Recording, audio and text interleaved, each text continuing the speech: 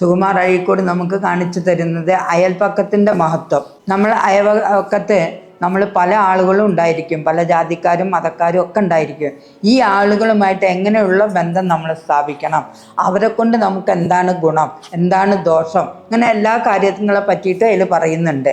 അപ്പോൾ ഈ ഇതിലൂടെ അദ്ദേഹം കുട്ടിക്കാലത്തുള്ള ആ ഒരു അയൽപക്കത്തിൻ്റെ ഗുണത്തെ പറ്റിയിട്ടാണ് പറയുന്നത്. കുട്ടിക്കാലത്താകുമ്പോൾ നമ്മൾ സ്കൂളിലൊക്കെ പോകുമ്പോൾ അല്ലേ, നമ്മൾ എല്ലാ കുട്ടികളും കൂടെ കളിച്ച് ചിരിച്ച് സന്തോഷത്തോടുകൂടെ പൊതുവെ വഴിയിൽ കൂടെ ഒക്കെ നടന്നു പോകും. അപ്പോൾ നീ ഇന്ന ആളാണ്, നീ തരണ എനിക്ക് വേണ്ട, ഞാൻ ഇപ്പോൾ എന്തെങ്കിലും ഒന്ന് കൊടുത്താൽ നീ ഇന്നതല്ല അതുകൊണ്ട് എനിക്ക് വേണ്ട. അതായത് ആ ജാതി മത വ്യവസ്ഥയെ പറ്റിയിട്ടാണ് ലേഖനം പറയുന്നത്. അപ്പോൾ അക്കാലത്ത് അതൊന്നുമില്ല, ആര് തന്നാലും വാങ്ങിച്ചു തിന്ന്, ആര് കൊടുത്താലും എടുത്തോളും, അങ്ങനെയൊക്കെയുള്ള എന്താ പറയുക, യാതൊരുവിധ വ്യത്യാസമില്ലാത്ത അങ്ങനെയുള്ള ഒരു അയൽപക്കത്തെയാണ് ലേഖകൻ ഈ ലേഖനത്തിലൂടെ നമുക്ക് മനസ്സിലാക്കി തരുന്നത്.